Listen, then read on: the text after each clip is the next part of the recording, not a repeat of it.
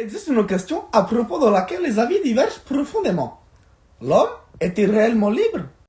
Messieurs, quel est votre avis sur le sujet? J'estime que la liberté humaine est en effet absolue. Elle est évidente, on peut pas en douter. Je te soutiens sur ce point. L'homme est entièrement libre de ses choix. Mais il faut préciser que cette liberté entraîne une grande responsabilité vis-à-vis de nos actions. La véritable liberté consiste à agir selon la volonté générale qui représente l'intérêt commun de la société plutôt que se laisser guider par ses désirs individuels. Alors là, je t'arrête. Beaucoup d'hommes pensent être capables d'effectuer une action et de se considérer responsables sans qu'aucune force extérieure ne les influence. Mais la réalité, c'est que l'homme n'a pas de volonté propre et encore moins de libre arbitre. Je suis d'accord, personne n'est réellement libre, mais se croit libre par leur conscience et par le nombre de choix qui s'offrent à eux. Donc là, à t'entendre, même Dieu ne serait pas libre? On peut être libre si on agit dans la seule nécessité de sa nature. Donc Dieu est le seul à être libre, parce qu'il connaît tout de lui et tout des autres, parce que c'est sa nature qui lui fait connaître tout ça. Tiens, regarde, lui, il a beau être un caillou, il est libre. Voici Rousseau, notre ami.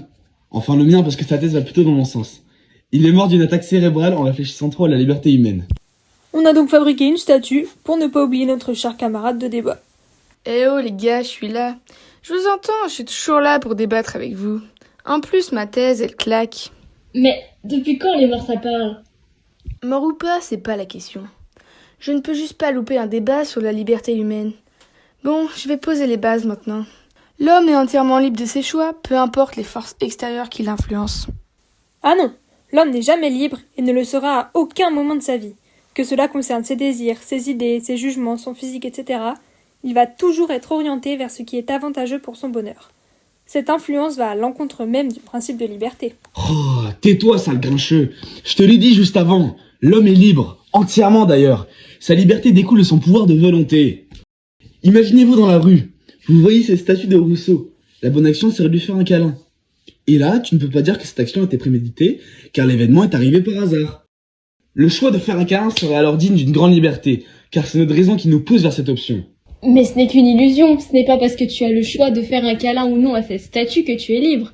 Les choix que l'homme croit faire proviennent d'un sentiment plus profond. Là, par exemple, t'as juste besoin d'amour. Je donne pas d'amour, moi. Bref. Mais là, t'es en train de dire qu'on peut pas prétendre effectuer une action de son plein gré ou sur un coup de tête. Perso, des fois, moi, je fais des trucs aléatoires. Et je suis bien libre de les faire, sans pour autant m'être laissé guider par mes intérêts individuels. Non, ce n'est pas exactement ça. Ce qu'on essaie de te faire comprendre, là, c'est que la nature humaine possède un certain déterminisme. C'est-à-dire qu'il existe toujours un caractère nécessaire de nos actes. C'est pour ça que l'être humain ne peut pas prétendre agir en dehors de toute nécessité. Et ce principe s'oppose clairement à la liberté humaine. Mais non, arrête. C'est pas ça, la liberté. Rien à voir avec le déterminisme. Un choix est toujours prédéterminé par des préférences ou une réflexion qui précède ce choix. C'est le principe de la causalité. Rien n'arrive au hasard. Moi, je pense juste que la seule chose que peut faire que l'homme se sente libre, c'est que certains désirs sont moindres. Il peut donc passer au-dessus. On appelle ça la liberté d'indifférence, lorsque aucun point ni motif nous pousse vers une des deux options. Par exemple, le choix de regarder à droite ou à gauche lorsque nous serons en concert à Nashville. Mais regardez une pierre qui se fait pousser, par exemple. Vous croyez vraiment qu'elle est libre? Ah ah! Mais pourquoi tu nous parles de pierre, toi? Tu n'as pas compris le principe. On parle de choses conscientes, là. Ah oui, bah imagine que la pierre est consciente. Elle croit qu'elle est libre et elle se dit « je veux ce mouvement ». Mais ce n'est pas le cas, il y a juste une force dont elle n'a pas conscience qui la pousse, la force d'inertie. Et concernant l'homme, alors? Par exemple, le choix de bouger la main ou de pas la bouger, ça témoigne d'une liberté individuelle? Non, cela ne démontre pas la liberté individuelle, au contraire. Dans ce cas, l'homme est inconsciemment motivé par le désir de convaincre de sa liberté, et c'est ce désir qui devient une motivation nécessaire qui le pousse à l'action, mais il n'est en aucun cas la preuve d'un libre arbitre. Je ne veux pas enlever mon chapeau. Je suis quand même libre de ça. Mais non, là tu n'es pas libre. Je suis libre. C'est ma volonté.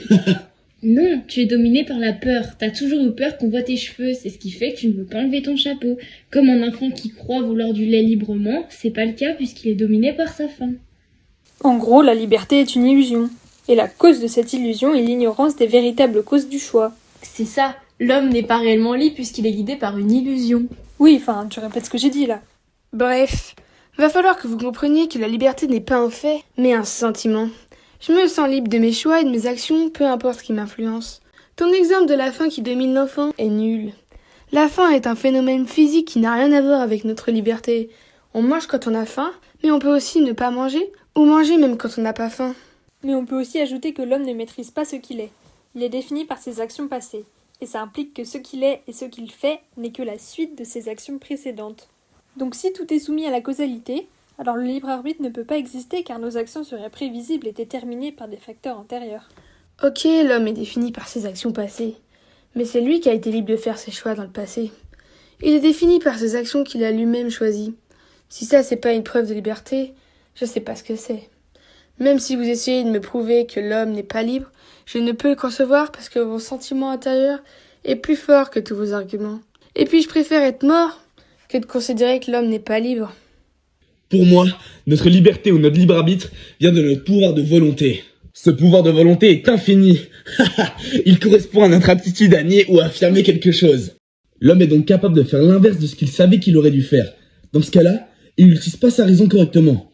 La raison de l'homme semble limitée.